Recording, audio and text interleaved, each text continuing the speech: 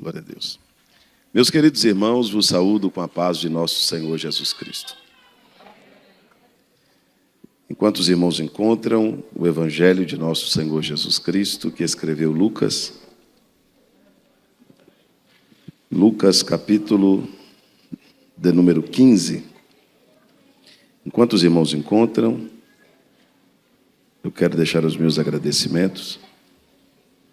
Louvar a Deus por estar aqui pela primeira vez no Congresso Mensageiros de Cristo, tendo o privilégio de conhecer os irmãos e também poder prestar um culto de louvor ao Senhor na companhia de vocês. Quero agradecer a Deus pela vida do pastor Boanese, pastora Sandra, o Liverson. Acertei? Errei. Leivison. Pronto. Muito obrigado. Deus abençoe todos que ajudam de forma direta e indireta. E parabéns aos irmãos por nesta data, em especial nesta data, em que o mundo está comemorando a festa da carne. Nós estamos aqui comemorando uma grande festa espiritual. Deus abençoe você por isso. Lucas, capítulo de número 15. Se for o costume dos irmãos ler de pé, pode ficar de pé. E nós vamos fazer a leitura no versículo, a partir do versículo de número 17. Lucas, capítulo de número 15, versículo de número 17 a seguir. É um texto muito conhecido. Lucas 15, 17 diz assim: Caindo, porém, em si, disse: Quantos empregados de meu pai têm abundância de pão, e eu aqui pereço de fome? Levantar-me-ei, irei ter com meu pai e dir-lhe-ei: Pai, pequei contra o céu e diante de ti. Já não sou digno de ser chamado teu filho, trata-me como um dos teus empregados. Levantou-se e foi para o seu pai. Estando ele ainda longe, o seu pai o viu, encheu-se de compaixão e, correndo, lançou ao seu pescoço, o abraçou e o beijou. Disse-lhe o filho: Pai, pequei contra o céu e diante de ti, e já não sou digno de ser chamado teu filho. Mas o pai disse aos seus servos: Traga depressa a melhor roupa e vestilho, põe-lhe um anel no dedo e alparca nos pés. Trazei também o bezerro cevado, matai-o, comamos e nos alegremos. Porque este meu filho estava morto e reviveu, tinha-se perdido e foi achado. E todos começaram a se alegrar. Amém. Pode se assentar, meus irmãos. Quantos desejam ouvir a preciosa palavra de Deus? Meus queridos irmãos, o capítulo 15 de Lucas, um dos capítulos mais conhecidos do livro e também do Novo Testamento, vai falar sobre as coisas que foram perdidas e também achadas. No capítulo 15 de Lucas, nós vamos encontrar uma ovelha perdida, uma dracma perdida e um filho perdido. Mas a história termina com a ovelha sendo encontrada, a dracma sendo achada e o filho voltando para casa.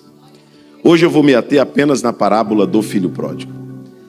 Entendendo os irmãos que sempre que lemos este texto, a impressão que temos é que a passagem do filho pródigo ou da ovelha perdida é destinada apenas às pessoas que estão fora da igreja ou que não professam a fé em Cristo, quando na verdade o texto não trata, a parábola não trata de um incrédulo, a parábola não trata de um ímpio, a parábola não trata de um iníquo, a parábola trata de um filho.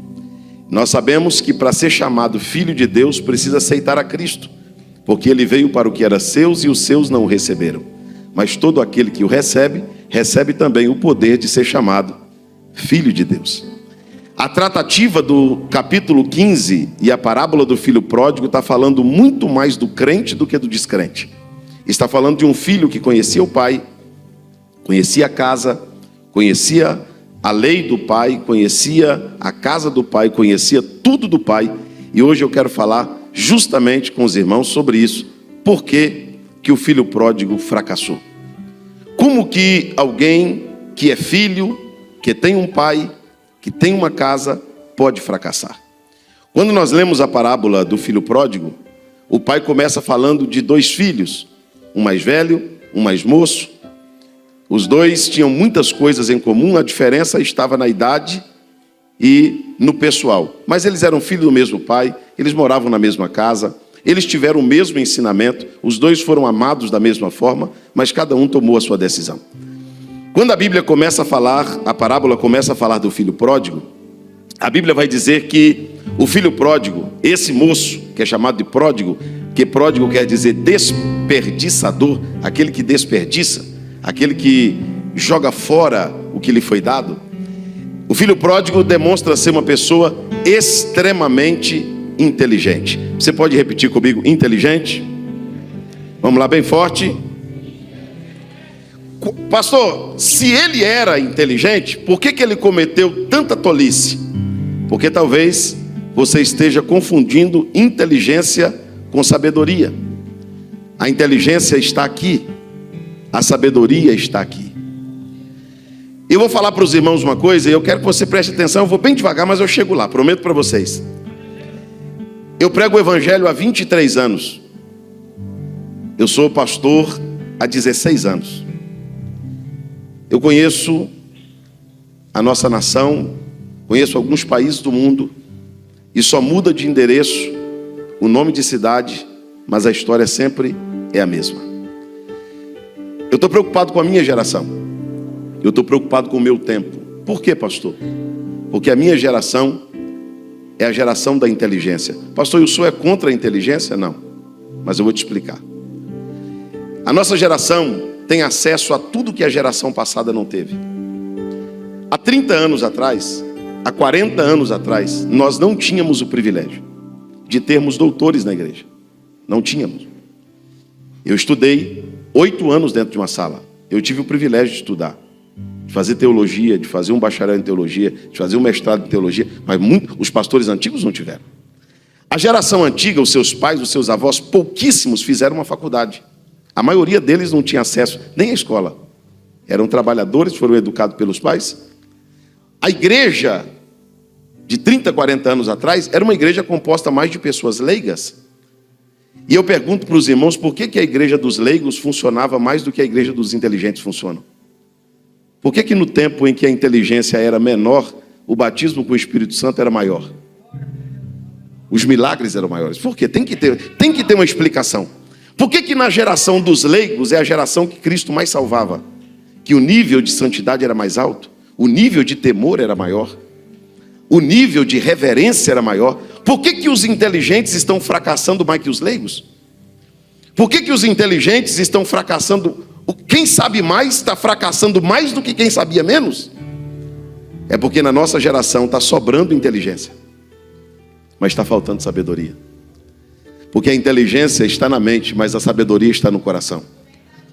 O filho pródigo era tão inteligente, pastor Boanese, que ele sabia que uma parte da fazenda era dele.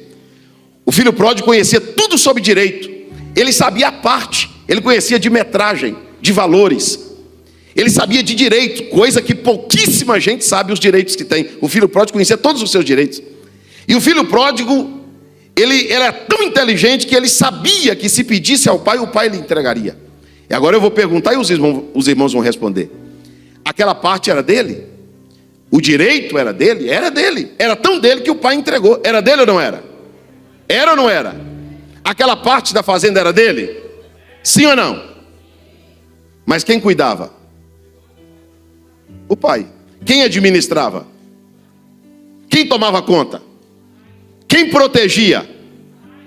Pastor, é proibido ser inteligente? Não. Agora cuidado para não ser inteligente demais, a ponto de ir na mão do pai e dizer: o que é meu eu não quero com o senhor. Eu não quero o que é meu na mão do pai. Então, pai, faz um favor, o senhor me dá o que é meu, porque o que é meu eu mesmo administro. É por isso que tem um monte de crente falido na fé. Porque ele é tão inteligente que ele não precisa de pastor. Ele é tão inteligente que ele não precisa de liderança. Ele é tão inteligente que ele não precisa de disciplina. Ele é tão inteligente que ele não precisa de correção.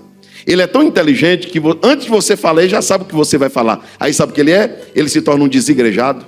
Ele se torna um crente autônomo. ele se torna um crente sem congregação, ele se torna um crente sem tomar ceia, porque ele é tão inteligente que ele diz: pastor não manda em mim, igreja não manda em mim, ninguém bota rédea em mim, ninguém dá ordem para mim. Por quê? Porque ele é muito inteligente. Quando você encontrar uma menina novinha com a barriga desse tamanho, apanhando na cara de um vagabundo, não é falta de conselho não, a mãe ensinou, mas ela é tão inteligente que ela mandou a mãe dela: vai cuidar da sua vida, mãe, que da minha cuido eu. Vai cuidar da sua vida, pai, cuida da sua, que da minha cuido eu. Aí, como você está cuidando da tua vida? Quebrou a cara. É por isso que compra errado, vende errado, vai errado, volta errado, faz negócio errado, entra em relacionamento errado. É crente, mas vive caído, vive pecando, vive no erro, vive na inconstância na fé. Se você é tão inteligente, por que você não tem sucesso? Se você é tão inteligente, por que tua vida espiritual não está em alta? Se você é tão inteligente, por que teu casamento não está 100%? Se você é tão inteligente, por que Satanás faz um laço e você põe o pé dentro? Porque você não é proibido de ser inteligente. Agora você tem que ser um inteligente dependente. E o inteligente dependente, o negócio dele é o seguinte: pai, eu sei que é meu, mas eu prefiro deixar na tua mão. Eu sei que é meu, mas eu quero que o Senhor administra.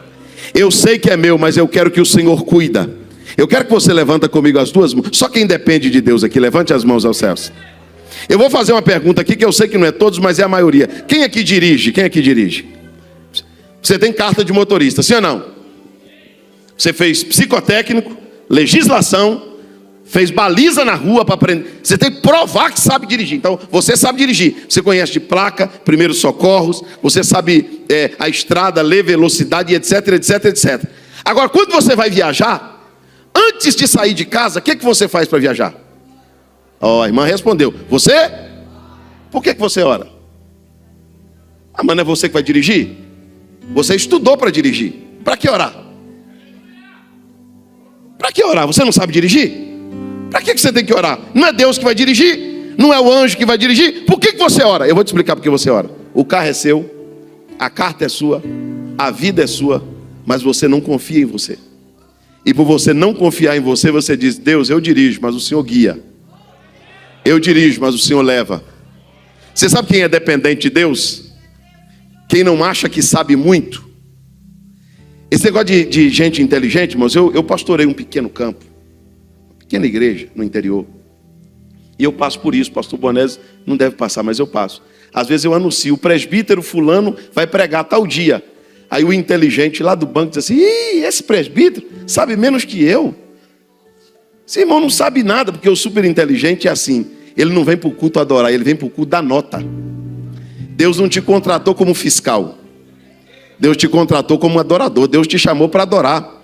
O super inteligente fica de olho: tá fora da nota, errou a letra, o irmão não tocou bem, a voz não saiu. Não, Deus não te chamou para fiscalizar culto, não. Deus te chamou para glorificar. O super inteligente, ele fica analisando, ele é analítico, ele fica o tempo todo noteando. Não. Deus te trouxe aqui essa noite para dizer: você pode ser inteligente, mas você não é mais inteligente do que eu. Você pode ser inteligente, mas você só conhece o hoje. Eu conheço o hoje, eu conheço o amanhã, o depois de amanhã. E Deus te trouxe aqui esta noite para te dizer: deixa o que é teu na minha mão, porque a minha administração é melhor do que a sua. Levanta comigo as suas mãos aos céus. Não tenha como desabafo o que eu vou dizer aqui agora, porque talvez você pense como eu. Irmãos, eu sinto falta de uma igreja que tinha menos... Eu sinto falta de uma igreja que tinha menos doutores, mas tinha mais profeta. Tinha menos pessoas facultadas, mas tinha mais gente que orava. Tinha menos pessoas inteligentes no QI como nós, mas tinha mais pessoas aquebrantadas. Será possível que a pessoa vai ter que criar uma coisa assim magnífica para você dar glória, derramar uma lágrima? Não. Quem depende de Deus, com instrumento, sem instrumento, microfone, sem microfone, pode estar mais ou menos, pode estar bom. Irmão, quem depende de Deus não depende do pregador. Quem depende de Deus não depende de quem canta. Quem depende de Deus não depende de quem dirige o culto. O dependente de Deus, ele está aqui no culto dizendo: Deus, está na sua mão. É o Senhor que controla, é o Senhor que comanda, é o Senhor que faz. Você pode levantar a tua mão e glorificar a Deus esta noite? Quantos concordam que a administração de Deus é melhor do que a sua? Olha, eu vou dar um conselho bíblico para você aqui hoje. Cuidado para a tua super inteligência não levar você ao fracasso. Pastor, eu conheço muito a Bíblia, eu conheço o grego, o aramaico, o latim. É interessante. E o Satanás faz um laço, para você pecar, você peca, para você cair, você cai. Você é tão inteligente, você lê tanto e não cumpre nada do que lê. Eu conheço gente analfabeta que nunca leu a Bíblia e obedece a Deus mais do que você. Porque o temor de Deus é o princípio da sabedoria. O problema do super inteligente é que ele se acha mais inteligente do que o pai. E ele pega a administração para ele. O filho pródigo começou a entrar em falência aqui. Quando ele disse para o pai, o que é meu, o senhor me entrega. Aí o pai disse, está na minha mão. Não quer deixar na minha mão? Não. Entregou para ele. Sabe o que ele fez? Cometeu o segundo erro que muitos filhos de Deus estão cometendo. Pastor Boanese, ele deu uma olhada para a casa do pai e disse assim, eu já estou enjoado disso aqui. Eu não quero ficar aqui mais. Olhou para a casa, colocou defeito na casa. Quando você vê uma pessoa assim, ó, tá quente, tá frio, tá cheio, tá vazio, a igreja é muito perto, a igreja é muito longe, é desculpa de filho de Deus que perdeu a alegria pela casa. Quem perdeu a alegria pela casa inventa 20 vezes vontade de ir no banheiro, 20 vezes vontade de tomar água, conversa no culto, bate papo no zap, troca mensagem, liga a câmera frontal do celular, retoca a maquiagem, vê se o cabelo está no lugar. Porque tem gente que não gosta de igreja, pode olhar debaixo desse banquinho, deve ter um chiclete que um filho de Deus que não gosta da casa colou. Aí sabe o que acontece? O filho do pai perdeu a alegria pela casa. Os irmãos sabiam que os nossos avisos não são mais avisos, são súplicas. Os irmãos já perceberam as festas que a gente faz? Tem que anunciar, mandar no zap, pôr no grupo, pôr na internet, ficar ligando. Vem hoje, o fulano vai pregar. Vem hoje, quem canta é fulana. Ó, vem, a festa vai ser demais. Por quê? Para quem insistir? Você sabe onde é a igreja? Você conhece o endereço da igreja? Não tinha que te dar programação nenhuma para você gostar de igreja. Você tinha que amar a igreja porque a igreja é casa de oração, é casa de Deus. Você deveria gostar da igreja porque você é crente. Ninguém deveria insistir com você. A Bíblia manda visitar órfão, viúva e doente. Tem órfão sem ser visitado, doente sem ser visitado, e tem às vezes viúva sem ser visitada. Eu não estou dizendo aqui, por quê? Porque os pastores têm que gastar todo o tempo que tem visitando o filho de Deus que perdeu a alegria pela casa. É crente, mas não congrega, é crente, mas não vem para a ceia, é crente, mas não vem para o ensaio, é crente, mas não vem para a doutrina. Mas enquanto tem gente que perdeu a alegria pela casa, tem gente que nem na casa chegou ainda e já está dizendo, eu me alegrei. Eu me alegrei porque alguém me disse, é hoje. Levanta comigo as mãos, só quem ama a casa, só quem ama. Você não está aqui amarrado, você não está aqui preso, você não está aqui algemado, você não está aqui obrigado, você não está aqui porque ninguém obrigou você a estar aqui, você está aqui porque você ama a casa do Senhor. Eu me alegrei quando me disseram, hoje nós iremos para a casa do Senhor. Quantos ainda têm amor pela casa do Senhor? Levante a tua mão e glorifique a Deus, você que ama a casa de Deus. Queria falar, mas eu vou falar, se você desejar ouvir. Falo ou não falo? Falo ou não? Pastor, eu amo a casa de Deus, mas eu vou quando eu quero. Você não ama. Se a senhora é capaz de trocar um capítulo da novela por um culto, você nunca amou a casa de Deus. Se você amou, deixou de amar. Você dizer para mim que não vai para o culto para assistir o final de um campeonato. Você dizer para mim que não vai vir para o culto porque você tem uma programação para ir, uma programação que você poderia deixar para depois do culto, ou antes do culto, ou para outro dia. Você ficar vindo para a igreja porque o pastor tem que viver te visitando, tem que viver mandando mensagem para você, tem que viver te empurrando, tem que viver te motivando, tem que viver enxertando, nutrindo em você elogio. A igreja não é a mesma sem você. Quando você não está lá, mentira, irmão, mentira. A igreja sem você talvez é até melhor. Você sabe por que você precisa estar aqui? Não é porque a igreja precisa de você, não. É porque você precisa do Pai. É você que precisa dessa casa. É você que precisa dessa casa. Antes dessa casa precisar de você. E deixa eu te dizer uma coisa. Muitos crentes perderam a alegria de congregar. Tem gente que vem para a igreja quando quer. Tem gente que vem para a igreja só em festa. Tem gente que vem para a igreja quando dá na cabeça. Tem gente que troca o culto por qualquer programação. E outros vêm e ficam inquietos. Gente que assiste televisão 3, 4 horas no mesmo lugar, no sofá, não levanta nem para tomar água. Gente que senta num cinema 2 horas vendo um filme, come 3 balde de pipoca, toma 2 Coca-Cola de 1 litro. Gente que passa 5, 6 horas na igreja, ou melhor, na internet, 1h30 de culto, inquieto, se coça, se mexe, levanta, dorme, cochila, olha uma coisa, olha outra. Por que ele não consegue sentir bem? Porque a casa de Deus, para alguns filhos de Deus, se tornou um enfado, se tornou uma canseira, se tornou uma obrigação. Mas o salmista diz no Salmo 84: a minha alma e até a minha carne anela pelos teus átrios, ó Senhor dos exércitos. Quando ele chega na porta, ele olha para o altar e diz: até o pardal encontrou uma casa, e a andorinha ninho junto aos teus altares. Era festa, não tinha lugar, o salmista ficou na porta. Aí alguém disse: vai ficar aí na porta em pé? Volta para casa. Ele diz: não, eu prefiro estar um dia na porta da casa do meu Deus do que 1000 dias em qualquer outro lugar. Não tem lugar no Distrito Federal melhor do que esse ambiente que nós estamos aqui esta noite.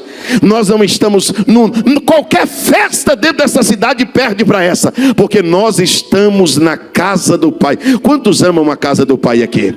Salmo 27, uma coisa pedi o Senhor e a buscarei. Eu não quero estar, eu quero morar na casa do Senhor todos os dias da minha vida, para contemplar a formosura do Senhor e aprender no seu santo templo. O segundo erro do filho pródigo foi perder a alegria pela casa. Quantos crentes não têm mais alegria em congregar? E posso dizer uma coisa para os irmãos? Quem quer ouvir diz amém. A Bíblia diz: guarde o teu pé. Quando? Entrar onde? Eu tenho uma notícia para te dar que vai, talvez, você vai falar: pastor, eu pensava diferente. Eu pensava que aqui era a minha casa. Você errou, aqui não é sua casa. Aqui é a casa do Senhor. Na sua casa você conversa a hora que quer, levanta a hora que quer, veste o que quer, fala o que quer, vê o que quer, ouve o que quer. Na casa do Senhor não. Na casa do Senhor quem manda não é o filho, quem manda é o pai. Na casa do Senhor, por que você acha que falta reverência nos cultos? Não estou dizendo aqui, eu estou generalizando. Por que você acha que tem gente que o culto para ele é como se ele estivesse na sala da casa? Porque ele vê nesse lugar qualquer lugar. Aqui para ele é um lugar normal. Não. Foi dito pela irmã que hoje Deus disse: eu consagrei esse lugar.